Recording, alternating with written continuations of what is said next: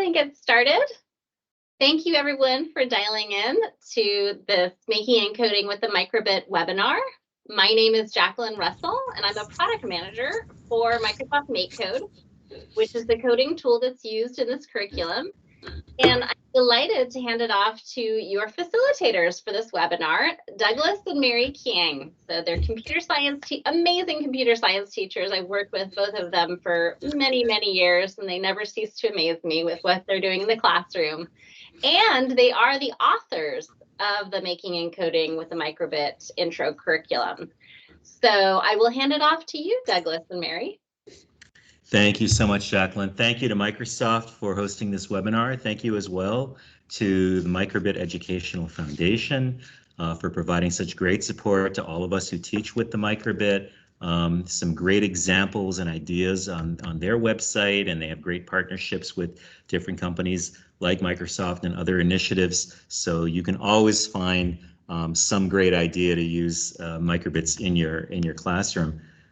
So I am going to just introduce myself. So I'm Douglas Kiang, and I teach high school computer science at Menlo School in Atherton, California. And I've used Microbits for enrichment activities, for after-school activities. I've used them on evenings where we open up to the community chances to experiment with coding and with computer science in order to get more students to take our coding classes in the high school, because in the high school they're an elective.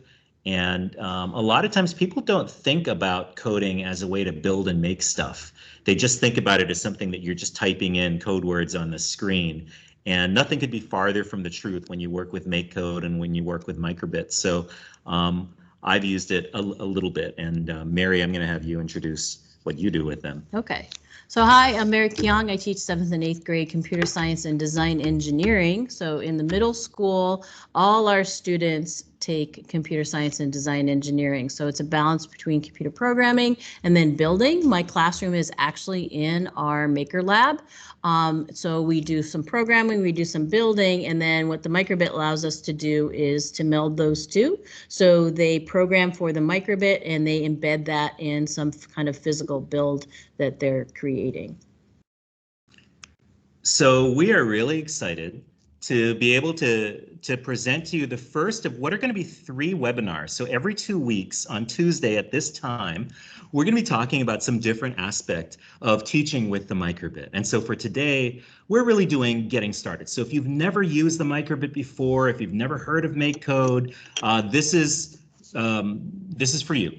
As well as if you've used it a little bit and you're curious about it, we want to give you a introduction to what this curriculum looks like. It's totally free, has lots of things that we've really tested and done with real students in real classrooms. And we're going to talk a bit about the curriculum and also about the way that we structure the lessons in this curriculum. And then a couple of weeks from now, we're going to talk more about making and coding with Microbit. We're going to sort of dive into what does it look like to implement this in your classroom and to actually teach kids with it. We'll talk about Microbit Classroom, which is a great tool for managing work that kids do and holding kids accountable to doing quality work and helping provide the scaffolding that kids need to learn how to do the learning. And then the last one that we're going to do, so on May 28th, we're going to really talk about, so Lesson C is what we talk about as the independent project. And we really think of this last webinar as Lesson C and beyond. So how do you do an independent project with kids? And then once you have kids kind of really dive into all the different things you can do with the Microbit, what are some additional things that you can do with it as well? So we have a bunch of different toys that we that you can plug the Microbit in, little robots and other kinds of extensions, sort of optional things that you can get. And we're just going to show lots of student examples and student projects. And hopefully you'll leave with lots of different ideas about how you can use the Microbit in your classroom with students. Yeah. So our goal throughout all three of these is to have you play around with microbits, because that's really how you learn the best. Learn how to use MakeCode, because it's just an amazing platform. And what I also appreciate, since all the students in the middle school have to take this class, it has a really low floor, high ceiling. You can code in blocks, JavaScript, Python. So it really is adaptable for all kinds of experience levels and learning levels of students. You're going to experience being a student yourself as we guide you through some of these lessons, and then hopefully have time to reflect on what we've done and your experience using them so far. And then all throughout, of course, is to create a supportive community, because we don't want it to sort of be a one and done. We want you to be able to feel like you can reach out to each other, reach out to us, touch back with interesting ideas, different projects that you've done. We'd love to hear about them. And then, of course, also for support, like, hey, how do you, manage all the materials that might go along with a microbit, that kind of thing. So those are our goals to achieve throughout these three webinars. So we'd like to start you off talking about a little community building, a little kind of fun thing. We always start out off with an unplugged activity, so just totally away from the computers altogether with the students, and it always has something to do with some concept that we're trying to teach. So since it's computer programming, we want to teach them about algorithms, thinking through abstraction, decomposition, etc. And so this activity does that. So if you have, I know I'm being old school here, but if you have a piece of paper and a pencil, that would be awesome. If you don't, if you have some way of writing on like a drawing program or something, that'll be helpful too. Or if you have like your whiteboard or something and a marker. We'll give you a second while you get your paper and pencil. We'll get our whiteboard and markers set up. Yeah, so he's going to be acting like the student, and I'm going to be leading you through this exercise, which is how I lead it through with the students in my class. Let me know when you're ready to go. Yeah, okay. So whether or not you have paper and pencil, maybe you have a whiteboard and a marker, what I'll usually say is, well, if you have paper, I say hold it portrait, not landscape, portrait.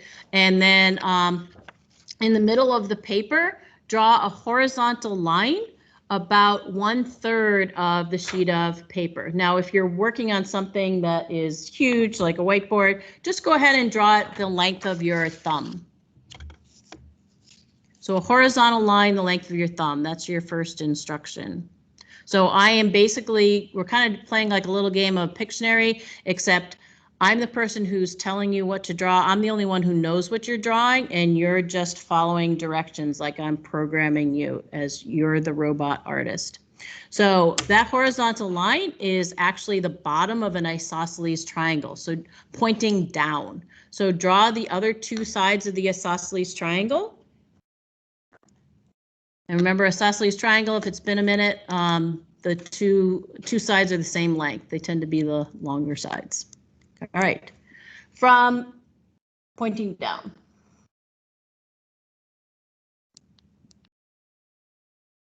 Okay, so far we have a horizontal line. That's the base of an isosceles triangle pointing down. Yeah, don't copy him is what he just said. So from each end of the horizontal line, so go to the left end, for instance, of the horizontal line and draw an arc up and over, ending at the right side of that horizontal line. Kind of like you're drawing a semicircle.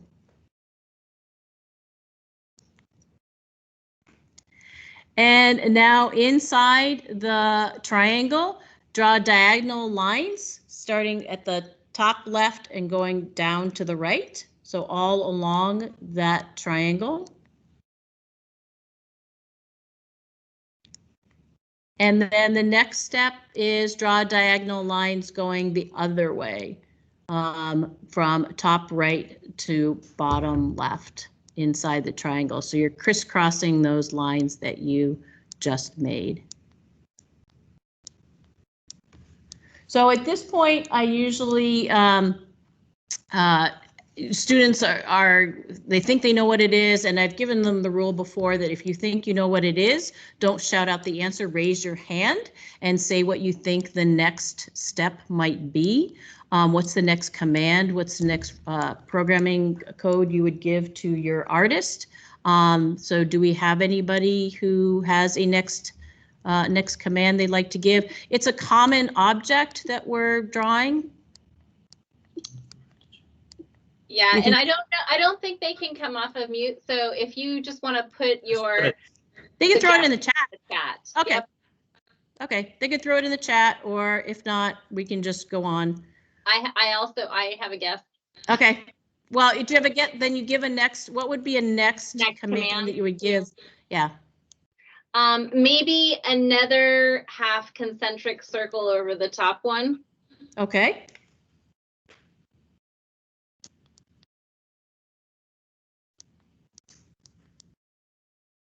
Okay. And if anybody else has one, I'm looking at the chat. I don't see one, but that's okay. So what you can do, can everybody see each other, Jacqueline? No, there's no cameras or no. Oh, okay. Okay. That's all fine. So what I usually do next in class is everybody then holds up their drawing, and so they can compare it with they look around the room, they compare theirs with everybody else's. This is usually a very funny part of it because they all kind of look the same, but not necessarily the same. Some are maybe way off. And then I also say, okay, what is it? And they'll be like, ice cream cone. Or if they're from Hawaii, they'll say shave ice. Oh, shave ice. Shave ice. So this is kind of what I was going for. I realized, and again, I say to them, if your drawings don't all look exactly the same, that's more on me than on you. So don't worry about it. I'm the programmer. If my program worked perfectly, yours should all look basically the same. They should all look the same. And I realize now, looking at the results that I had, his results, I missed a line of code. I had a line of code in there previously that said, make sure the two other lines of the isosceles triangle, the two ones that are the same length, were twice as long as that horizontal baseline. And so on Doug's, his was more like an equilateral triangle, but yeah. But it's all good. So that is Robot Artist. It's a really fun thing. Kids usually want to do it again and again. So what I do next is they break them into small groups or even pairs, and then they get to be they get to choose to be the programmer, be the artist again. They pick very simple shapes. I guide them to think of like what you would see in a kindergarten or coloring book, just something that's just basic shapes, circles, lines, squares. And they have to, then I have them practice drawing it themselves first, so they can figure out not only what are those lines and shapes, but what order are you going to tell it the artist to draw it in. So I could have started with the arc first. I chose to start with the triangle first, do the arc, and then go back in and do the lines. And the other thing that I tell them that really helps them think about how you would write a program is, just like you can't reach into a computer and use your hands while it's running your code, you're not allowed to use your hands when describing. So you can't say this big. And I know Jacqueline didn't know this rule because she was like, draw an arc. So you can't do that. So how can you get somebody? No, I'm glad you did that, because it reminded me there are a certain little set of rules. The Robot Artist is a completely written up activity. There's a lot of rules, tips, tricks for how you can do this with kids. And then the follow-up, the homework assignment is I have them, can you get to the next thing? Mm-hmm. So I hope you had fun with that. Now I want ice cream. All right, so then the next thing that we usually do is, so these are my ice cream instructions. Notice on line 2, I have make each side twice the length of the horizontal base. I forgot that one. Can't forget lines of code. So I show them this as an example, and then I have what I have it sort of hidden off to the side. So you can use this like with PowerPoint, you might give them a sample slide and then they go ahead and they make their own. So here's a student, Eliza, she wrote out her instructions and then hidden behind that is what she was going for. And I collect all of these and then I just put them in like a slide deck. And then the kids have a lot of fun. They try to follow the instructions and then they can slide the square over to see if they matched what the person said.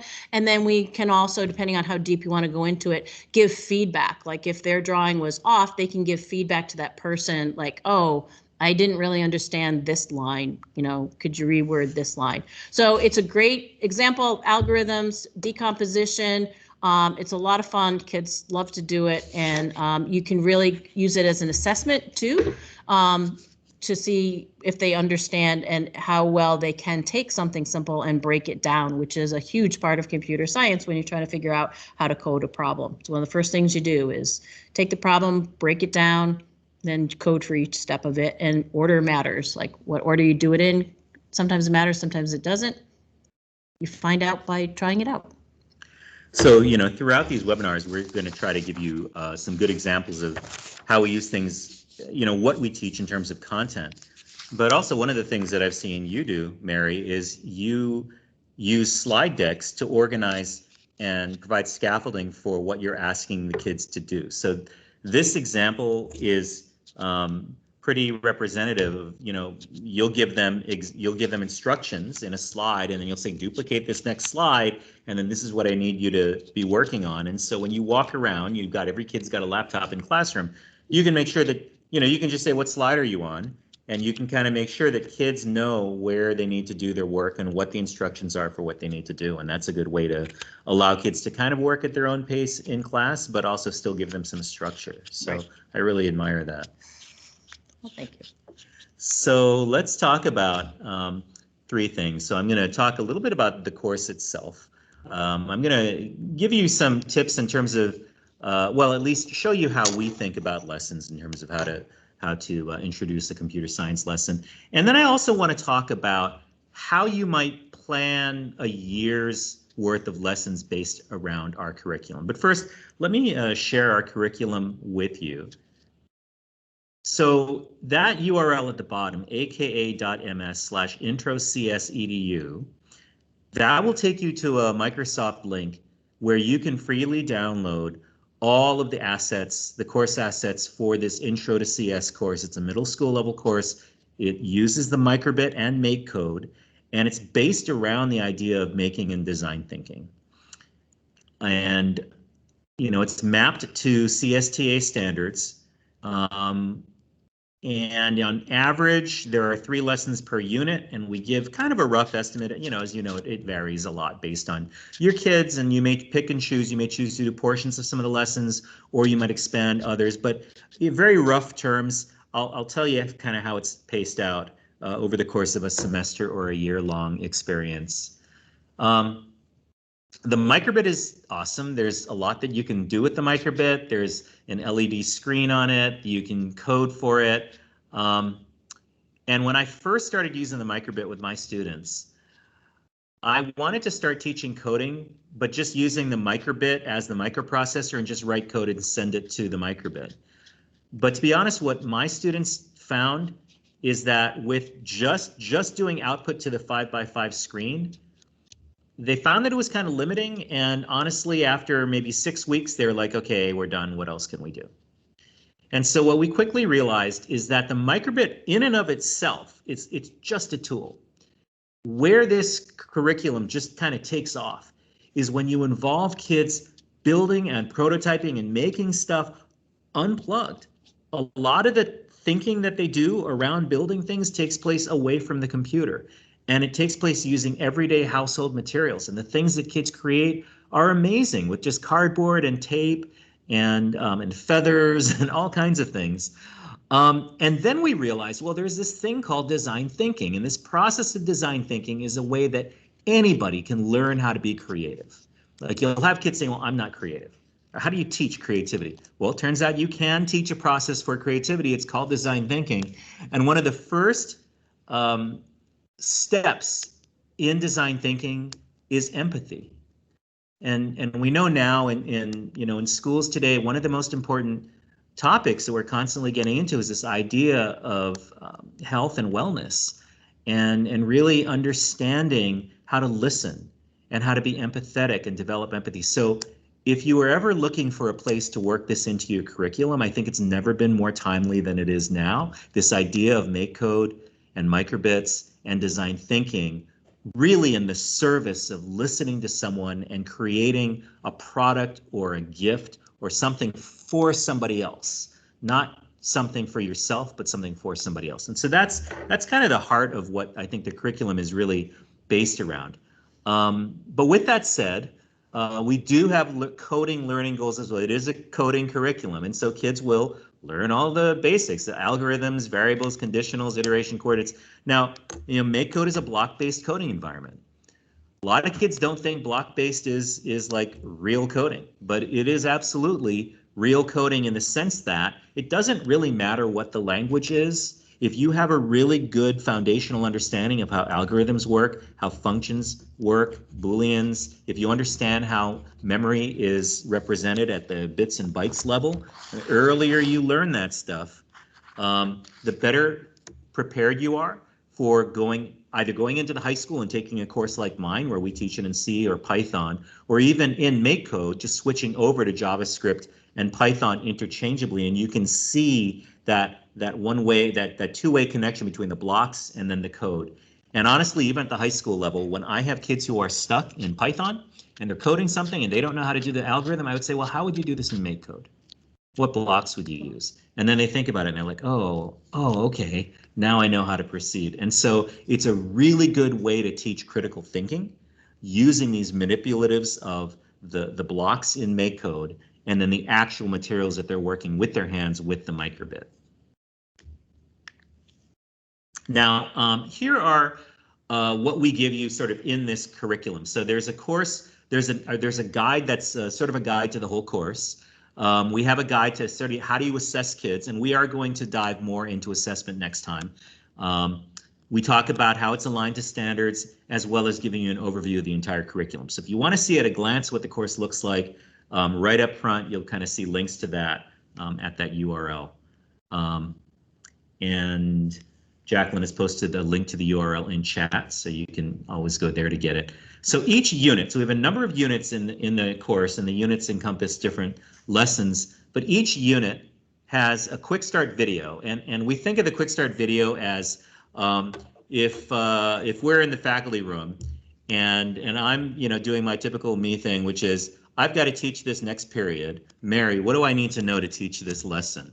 And Mary will say, okay, you should have started 2 days ago, but here's the basics. Here's the basics of what you need to do. And she'll just lay it out really quickly. And that's what we've done, like just the basics of what you need to know to teach this lesson. That's the quick start video. There's also a more full, like a longer educator guide with more details on it. We also have a presentation. So it's a whole PowerPoint that kind of lays out each of the steps. And we took an excerpt of that, which we're going to show you in a few minutes. So you'll kind of see what it looks like. But if you love these slides, you have these slides too. And then there'll also be a workbook for students to kind of work through. So you get each of those for each unit. So the lesson structure itself, when we teach a typical, so each unit essentially has lessons in it. And the lesson, we think of breaking the lesson out into basically an unplugged activity where we're really teaching the concepts, a birdhouse activity, which is like a guided activity or a scaffolded sort of activity where everybody's kind of doing the same thing. And that's where we really learn the skills. And then we move to lesson C, the independent project, where we ask you to apply those same skills, but in a new context, something that's personally meaningful and relevant to you, maybe solve a problem for somebody else. But we're not asking you to learn any new skills, but we're trying to see if you can apply those skills in a new context, in which case we can say that you've truly learned them. But let me give you some examples of that. So when we talk about an unplugged activity, we usually start out a lesson with an unplugged activity. We're going to jump into the curriculum right now and kind of show you, if you go to this URL, aka.ms, intro CS edu, you'll see all of these units laid out. I'm going to go into the PowerPoint called Unit 1, Making with Microbit PowerPoint. And this is the presentation that I would show students. So these slides now, these are coming directly from your materials. So Unit 1, we start with making with microbit. We introduce the concept of making, and we talk about design thinking. I'm going through these faster probably than you will, but we talk about the design thinking process in general, which usually starts with empathy. So you're learning about your target audience, and then we kind of try to define, so you're understanding your audience's problem and what their need is. We ideate or brainstorm lots of different examples. Then we create prototypes, which are rough ideas. So it's a little more than a sketch. It's more of a hands-on version of a sketch. But the whole purpose of the prototype is to elicit more feedback to allow you to actually come up with the finished product later. You see, a lot of people, when they hear the problem, they immediately go to the solution. They're like, oh, we need to build it. Here's a problem. Let's build this. Design thinking says, stretch this out more and let's iterate. Let's do different drafts, because no one's going to get it right the first time. But the way you get it right is by putting stuff out there rapidly, getting feedback on it, and then improving it. That's the design thinking process. So we would start in our unplugged activity by asking students to pair up and have them interview each other about what's your ideal pet. And here are some suggested questions you might ask. You know, what is there anything you wish that your pet could do that it doesn't already do? What would that be? And we tell them it doesn't have to be a real animal. Your pet could be an imaginary animal. But what are the things that are important to you about an ideal pet? And you would write them down. So we make them take notes. And then once they have all this data, so they have these notes that they took, we then say, okay, go ahead and draw sketches. And the idea with prototyping is we challenge them. You know, we give them a limited amount of time. We might say you have 5 minutes, draw as many sketches as you possibly can. Get to 20 if you can.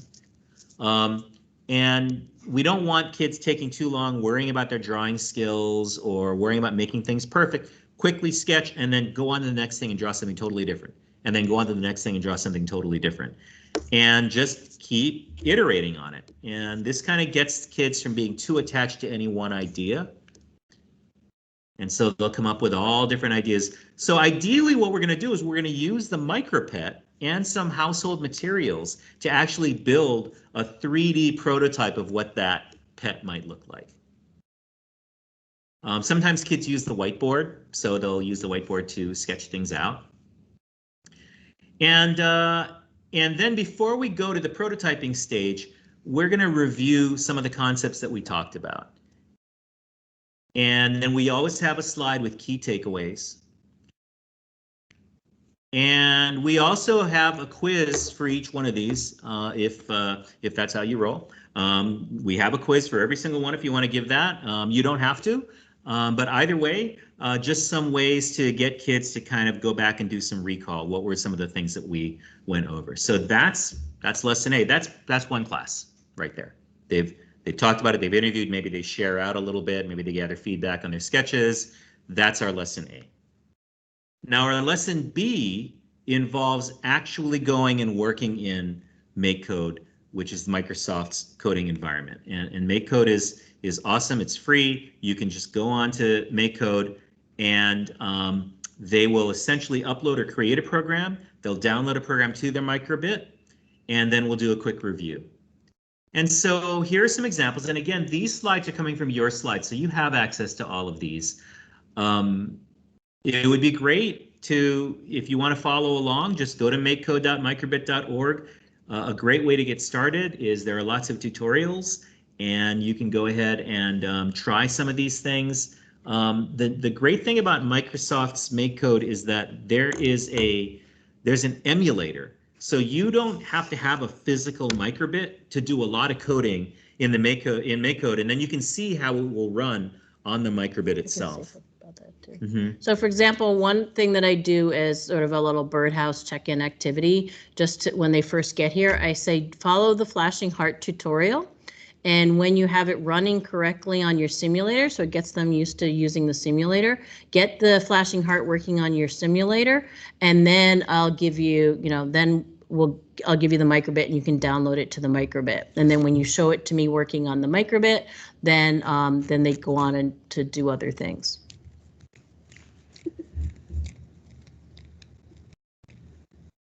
So when we think about birdhouse activities, we think about the reason why we call it birdhouse is you might remember from woodshop, you know, everybody like makes a birdhouse, everybody makes the same thing. And so everybody makes the same birdhouse, so it becomes easy to assess the skills. So there's someone hands in a birdhouse and maybe the roof's a little bit crooked. You can say, oh, you know, maybe you just need to work on measuring, or you need to. So that's the reason why we call it a birdhouse activity.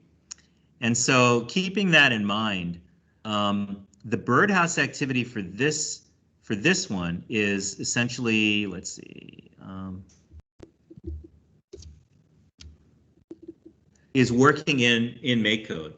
And so if you pick a tutorial like Flashing Heart or the smile animation, that's a great way to get started with MakeCode. And in order to do that and get it onto your microbit, that's how we check to make sure, okay, they know how to get to MakeCode, they know how to create a program, and they know how to download it to their project. And in some cases, we want to make sure that kids know how to submit their code. So if you have some kind of a online, like a learning management system, or some way to have kids submit their URLs of what they've worked on, I want to make sure that they know how to share a project that they've created as well. So this is kind of our getting off the ground project. It's a birdhouse activity that everybody needs to be able to do that thing, and then we know if they've done it, they know how to go through those steps. We also talk about terminology. So this is what the MakeCode coding environment looks like. You can see on the left, you have the emulated microbit. You have the place on the right, which is the workspace, where you drag blocks from the toolbox right into that workspace, and you can actually build your project that way. Those of you, if you or your kids have ever used Scratch, I think you'd find this very, very familiar. It kind of works in a similar way. And then you can download your project to the microbit by clicking the download button. And there's a USB cable that plugs in to your computer, and then plugs into the microbit itself. And you can choose download, and then you'll get a .hex file that you can click and drag to the microbit drive. So now this system will almost always work. Always works. Yeah, it always works. This is like the never fail way to do it. But there are other ways to move them onto the microbit as well, which also work well. Yeah, I mean, you can direct connect, and it's right there in MakeCode. It'll step them through the process, but you can direct connect your specific microbit to the MakeCode, and then you just hit the download button, and then you don't have to worry about dragging files or going to the Finder or anything. So multiple ways to connect with the microbit. And all of these directions, again, these are in your slides. This is what I would kind of show the kids when I was demonstrating it, and then there's a quiz. So great. So this is your lesson B. So this is, again, is 1 to 2 classes. We've kind of gone through all of this. We've made sure that every kid has success with getting a smiley face animation on the microbit. And now it's kind of time to put it all together. Yeah. And that's in designing and building the micropet project. And that's what we call our lesson C. So remember, if we go back to our birdhouses, you know, the birdhouse is great because it's a great way to assess who has those skills. But the problem with most schools, I think, is that they get to the end of the birdhouse project and they say, okay, we've taught the concepts, we've assessed the skills, let's move on, we're done. And I think we're missing something here. Because the thing about birdhouse activities is they're really high on new skills, but they're very low on creativity because everybody's doing the same thing. So how do we know that they've really known the skills unless you take the birdhouse and change it? Because the thing is, with the existing birdhouse, there's not really many different ways to differentiate, right? Like you can maybe paint them a different color, but it's basically the same thing. So what we think is there should be this lesson C, this idea of an independent project, where we say, we don't want you to learn any new skills necessarily, but what we want you to do is we want you to show us that you know how to use those skills in a unique context, in the context of something that's meaningful to you. In this case, it's in the context of creating not the pet that you want, but the pet that your partner wants, because you've listened to them and you understand their needs. That's the idea of the independent project. And so with that in mind, when we go to this lesson C for the micropet, we're actually now building. And we have an area in in the back that basically has pieces of wood, cardboard, pipe cleaners, tape. Some schools will just have kids, you know, like a week before, just go home and just bring all the stuff out of your recycle bin or wherever. Wash the yogurt containers, important tip there. But bring everything, springs, whatever you have. And then, you know, when you have lots of things to work with your hands, that's a great way to inspire creativity in terms of thinking. It's not just the microbit and the wires, it's other stuff as well. In this case, they're using, for instance, like popsicle sticks or popsicle spoons, which are great. But we want them to go through and read their notes, look at the design statement, like their best guess, this is what my partner needs because. And then look at the different prototypes and maybe any feedback they've gotten from those prototype sketches. And then think about, how might I build a 3D representation of what this pet looks like? With the caveat that it needs to have a way to securely hold the microbit, because remember lesson B was doing the smiley face animation, so getting a smiley face to show up, that's going to be the face of the micropet. So it needs to be front and center, and you need to have a way to attach the microbit, ideally not with tape, but with some holder or something that they can design that will hold it so that it can be removed. And provide a way to support the battery pack as well. And so those are the project expectations. And so kids get really creative, and they might come up with an idea like this, a pink pig or a ladybug in this case with the pipe cleaners. But if you look at these, aren't these are marvelous creative ways to feature the microbit. You know, this is a pool noodle. And so they're thinking beyond the microbit.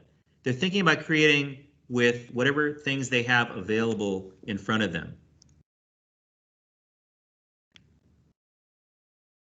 And so here's an example of, yeah, this is an actual fish tank that they created with that kind of moves on a servo, kind of moves around. So all different ideas.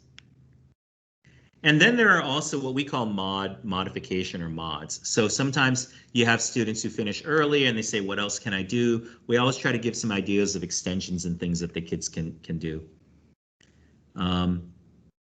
There are 2 buttons on the microbit. And so you can actually program the buttons so that if you click one button, maybe it changes the face. The microbit also has an accelerometer. So we've had kids where it's smiling if it's up, and when you put it on its side, it goes to sleep, and it shows that it's sleeping. So, or if you shake it, it makes an angry face. Yeah, if you shake it, it makes an angry face. Yep, exactly. So all sorts of fun things they can start doing with the microbit. And those, you know, those are a little bit more advanced because this lesson doesn't go into the accelerometer. We're going to do that later. But some kids, they kind of want to work ahead and they want to see what else in the toolbox can we do. And I think that's totally fine. You know, let some kids kind of go ahead a little bit. Mm-hmm. So we usually want to give kids a chance to reflect. And so we'll give them some writing time, have them go find a quiet corner, sit down. Some people have them actually keep a paper journal. We're big analog fans of doing stuff either off the computer or keeping an actual journal and handwriting, or there are ways to, you know, give them a PowerPoint deck where they just type into the PowerPoint that we have prompts for them to reflect on, maybe 2 or 3 slides. But these are some of the questions that we might ask them to reflect on. These are also in your materials. Yeah, they particularly when they're reflecting, you can reflect at the end, or sometimes I'll have them reflect all along the way. So after they do the interview, I will have them reflect on what was it like to interview your partner, or what did you learn about your partner that maybe you didn't know before, because of course they're classmates. And then always interesting is, what was it like to be listened to? So the kids react very strongly usually to that one, because oftentimes they don't feel like they're being really listened to, even by their own classmates. But the whole role of the classmates' job in that interview process is to listen to them, empathize with them, get to know them, so that they can then make them the pet that they would want to make. And so they react very strongly to, like, it was incredible just to have somebody listen to me for 5 minutes. That was an awesome thing. So Unit 1 is all about making with the microbit, and we feel so strongly that the microbit should be part of some kind of a design thinking maker sort of context, that we started with that. After that, we kind of dive into each of the different categories of programming. So after Unit 1, We talk about variables, for example. And so just to give you another example of a lesson C, this is an independent project after kids have learned about variables. And so again, we always give, here are the project expectations. You need to use at least 3 variables. You need to choose good variable names that describe what the information is and then provide the output. And this actually is a CD or a DVR maybe, and they put a microbit on top of it with some batteries. Does anybody have any guesses what that is? They also had to use math operations. So you can pop it into chat. If you have a guess about what this is, pop it into chat. What they programmed it to do. Yeah. What did the What do you student think it's designed to do? have in Yep. mind? Yep.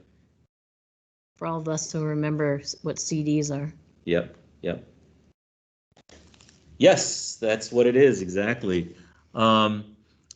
So this is actually a spinner. So you can spin this and it counts how many times it's been rotated. And so the kids invented some game where you try to spin it and see who can get the most rotations in one spin or something like that. So yeah. So I guess that would be our challenge to you to think about, which is really go beyond the birdhouse. Don't just teach the concepts and skills, but what are some ways that you might come up with your own independent projects or use the ones that we have, but really support kids in being creative and coming up with some different kinds of projects so that we can not just stop at the birdhouse activities, but really go on and have kids demonstrate those skills in contexts that are meaningful to them. All right, so we've talked about the course, we talked about our lesson structure. Let me talk a little bit about planning for this class and what that might look like. So, you know, this is just what one school does. So if your classes are 55 minutes, for example, I might structure it this way. So spend about 35 minutes on the unplugged activity, and then about 10 minutes on the slides that come from that deck that you've got. Just show the lesson A slides, and then maybe do a quick reflection review. And that's your 55 minutes. And then the next day when they come in, they start with the lesson B slides. Okay, great. Today we're doing birdhouse activities. You don't have to call it a birdhouse activity. You can call it whatever it is, lesson B, or we're going to do this. Show the lesson B slides. And then they would basically do the lesson B work for 45 minutes. That would be 2 classes. So then the next day when they come in, you probably don't need to show the lesson B slides again. Just give them, I would lead off with the 45 minutes of work and then maybe do, you know, maybe do a quick check-in at the end of lesson B and kind of see where people are, what was hard, what was easy, what did you need help with, who helped you, when you got stuck, how did you get unstuck? Like these are some good reflection, metacognitive type questions to ask for our birdhouse activity where everybody kind of ends up with the same thing. Lesson C is another probably 2 classes or more, depending on how deeply they get into doing their independent projects. But again, with lesson C, mostly let's just let them work, you know, give them the 45 minutes to work on it. About halfway through, we usually like to do what's called a work in progress. And a work in progress is everybody kind of stands up and one at a time you go and you stand around somebody's project and they just show one thing that they figured out how to do. And it should take about 30 seconds, no more. And then everybody stands up and they go to the next thing. And we understand it's a work in progress. It doesn't have to be done. It's not perfect. The rules that we have about work in progress are no apologies. You don't apologize for what you're showing, and you don't start until everybody can see, because I don't want other kids working on their project while other kids are presenting. So everybody has to stand up and cluster around, and it's sort of a big group. We kind of think about it like when doctors go on rounds to visit the different patients. That's what your students are doing. That's a work in progress report. And kids will become used to the idea that I will be held accountable for showing something at the end of this period, so I better get something done. So if you do that and you meet 2 or 3 times a week, say, okay, that means to do variables. So unit 3 on variables, it's going to take you about 5 classes. And depending on how often you meet during that might be like 1 to 2 weeks. Now, there are 12 units, and then a longer period of time you want to give them to work on the final project. So you can kind of figure out on the average about how much time that's going to take.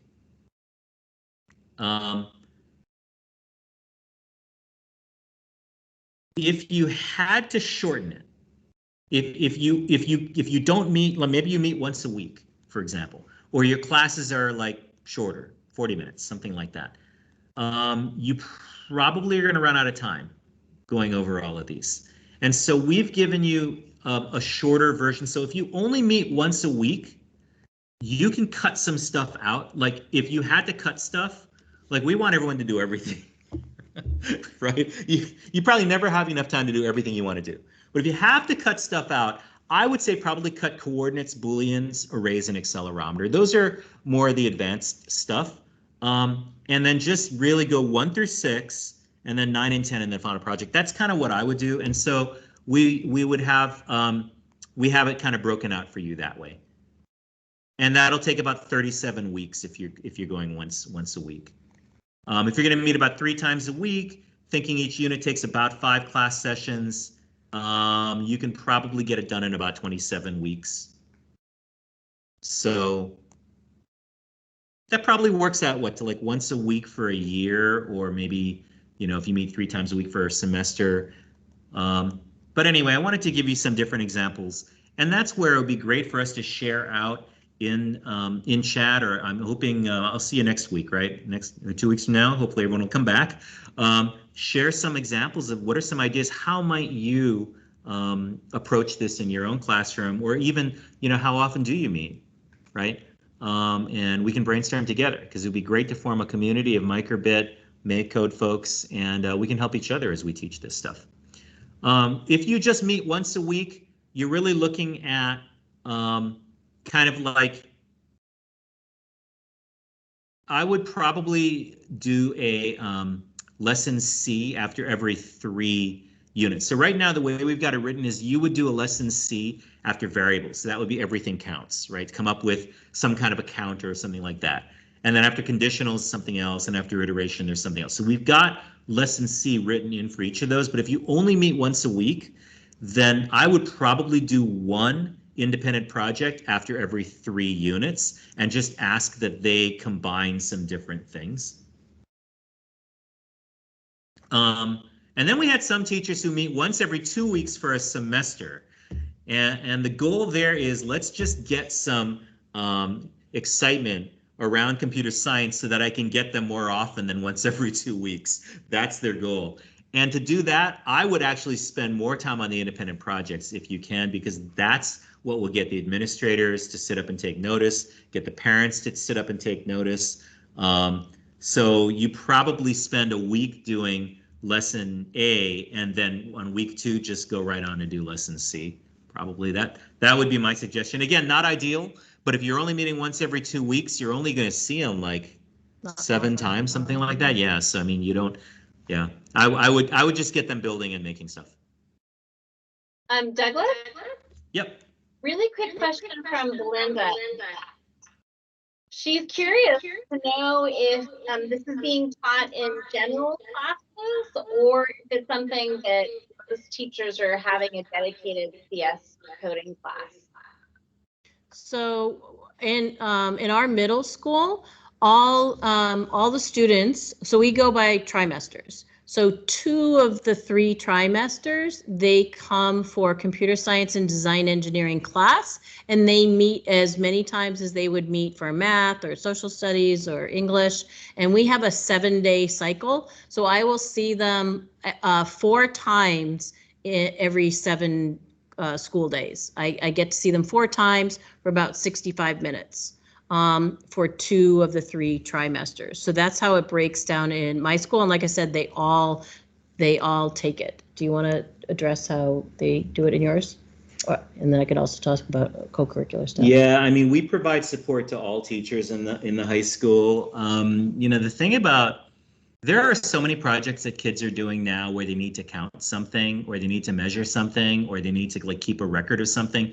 And so they're looking for, well, what is the, do I hook it up to a laptop? But laptops are really expensive, and what do I use? And kids generally either use a microbit or an Arduino.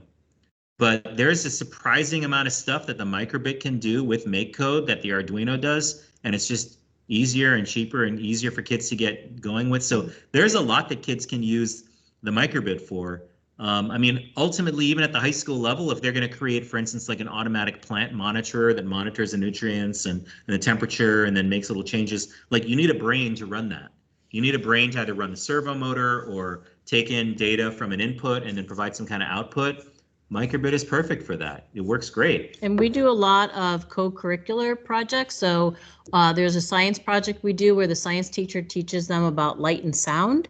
And then the computer science design engineering part is they have to make a little concert venue because they've learned about sound in the context of a concert venue and how sound is absorbed or reflected or diffused.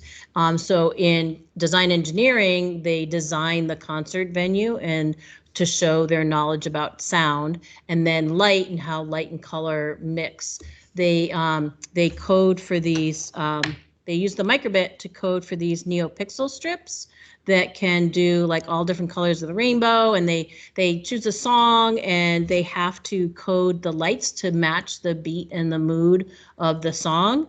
That's a great co-curricular project we did. So they did the building and the coding in my class, and they did all the science in science class. And then in dance class, we used these same strips. They attached them to costumes. They attached them to their costumes, and then a student programmed, it was like her independent project, she programmed the light strips to go with the music and the movements of the dance troupe. So you could, like everything from dance to science, the microbits can get in there and be used in a creative and instructive way. Yeah, and Belinda, I'm really glad that you brought that up because I think if microbits are just being taught in computer science, I think it's very limiting. There's so much more that you can do with them. You're really giving them the tools. You're showing them a software tool in MakeCode and a hardware tool in microbit that's going to be like a superpower for them. Kids who have taken that class and know how to use that, they end up being sought after as partners in projects on project teams in the high school because they're the ones who can actually make stuff work. So it's super helpful. We had some of our dancers who worked to create, you know, the lighting on the dance outfits for the dance recitals. So more and more we're seeing them being used outside of class everywhere. So meeting once every 2 weeks for a semester, like the first week you're really just making and then you're coding. And the second week you're sharing. And then you do the kind of the same thing. So we think sharing is really, really important. At Menlo, our philosophy is really to de-emphasize competition. I don't really like the idea of having kids compete for a prize or giving an award to best project. To be honest, these kids are already naturally competitive anyway. They're too, it needs to be brought down a little bit because they're stress cases. So what we do is we have them share. We do a sharing and celebration of work.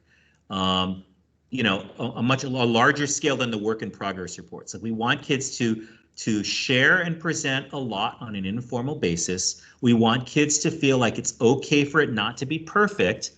The prototypes are never perfect. We want kids to show something in the process of becoming so that they can get feedback and get better at the product. And so we actually have our Share Fair coming up next week, actually. And every computer science student in the school, which in any given year is 25% of the kids, are taking some form of computer science. And so by the end of their 4 years in the high school, most kids have taken some CS. And our philosophy overall is to reinforce to kids this idea that you belong here, that you are smart, you are resourceful, you do belong here. And it's not just for nerds and geeks, it's for everybody. It's for athletes, it's for artists, it's for writers, it's for boys, it's for girls, it's for everybody. And so the way that we get that across is we have basically, this is kind of, takes place in the gym. The whole gym is full with kids showing the projects that they've been working on. And they just basically, people walk by and they take a look and they ask questions. And so kids get used to talking about their project many, many, many times for 2 or 3 minutes. rather than doing one high stakes presentation for 20 minutes in front of, dozens of people. We think it's better to do a few minutes in front of a few people, but do that over and over again. And you can see the gym is filled with parents and administrators and kids, and they're all showing the work that they're doing. And it makes it a social celebration of coding. And we certainly have all kinds of stuff. We have MakeCode projects, we have microbit stuff, we've got stuff in Scratch, we've got stuff in Python, lots of different things. And the way that we actually organize it is we have about half the kids present and the other half of the kids walk around. And to keep them accountable, we give them this sheet that they need to fill out. And so they need to, everybody was told, like at the bare minimum, you need to use a list or a collection or an array in some form, no matter what language you use, whatever your project is. So we're asking them, okay, how was a list used? And then some different stimulus questions. What were you most proud of? Where did you use abstraction? Describe a time when they solved a difficult problem.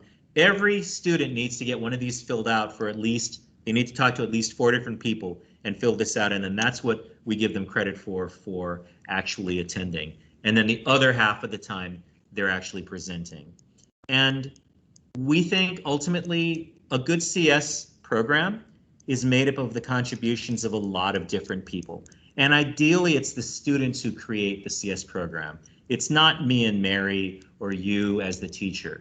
You're really bringing the kids together to create something unique and powerful. And so I always like to think about this idea. I don't know how many of you know this story, Stone Soup, but the idea of Stone Soup is you have these soldiers who come to a village and they say, oh, we're hungry. And the villagers say, oh, we don't have any food here. And they say, well, that's okay, we'll make stone soup. So they get a pot, they fill it with water from the river, they heat up some stones, and then they try the soup and they say, well, it's a little thin.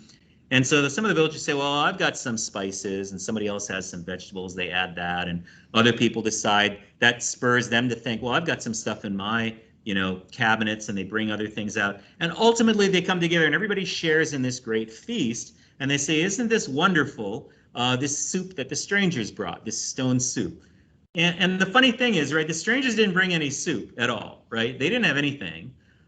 And so a lot of people say, well, the strangers are just con men, right? They just came by and, but actually I always think about it this way, right? Without the strangers, you don't get any soup.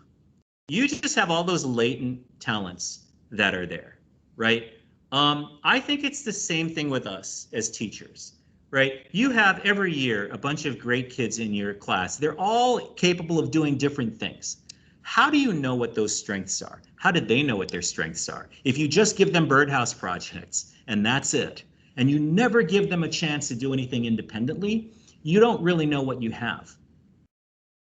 And what's special about every year is that stone soup that you make with your students. When you have that celebration, when you bring the parents and other teachers and the kids together, it's different every year.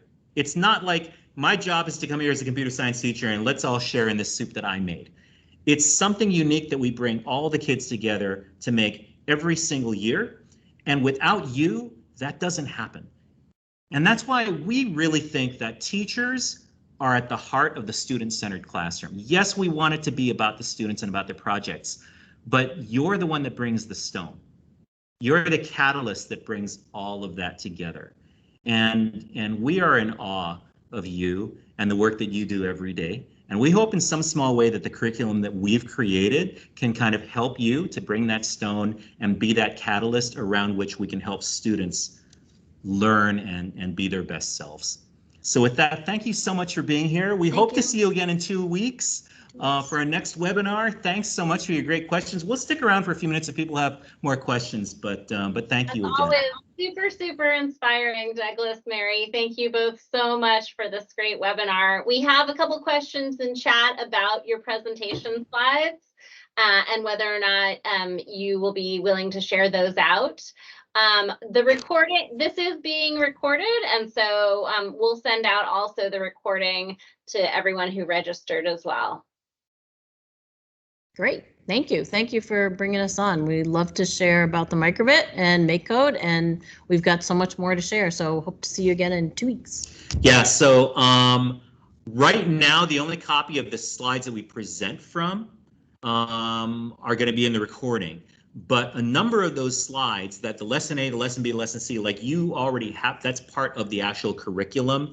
In terms of the class planning, those slides and those graphics, we can make those available as a PDF, but it probably won't be until the next webinar. I think what I'm thinking about now is maybe making a OneDrive or some kind of a shared link where we can throw all of these in. But I'm glad that you brought that up, and we will find a way to share these resources with you if we haven't already. Hope that that answers your question. Okay. Where do we get the microbits? Yes. So you can order them from your local reseller. I'm putting a link in the chat that's on the official microbit website with a bunch of different products. If you click the where to buy, you can select your country, location, and you'll see all of the resellers in your country that sell the microbit. So, and then Javier asked about is the curriculum free for educators? Yes. Yes, it's all free. Aziz asks, are the class planning slides part of the curriculum? One of the table about how to plan it out for like once a week versus 2 to 3 times a week. Yes, that is in the curriculum right now. Yep. Great. All right. I don't see any more questions. So thank you all again for joining us for this webinar. We hope you join us for the next one in a couple of weeks. And in the meantime, we'll be sending out the recording and everything to make sure you get that if you missed anything or want to rewatch it.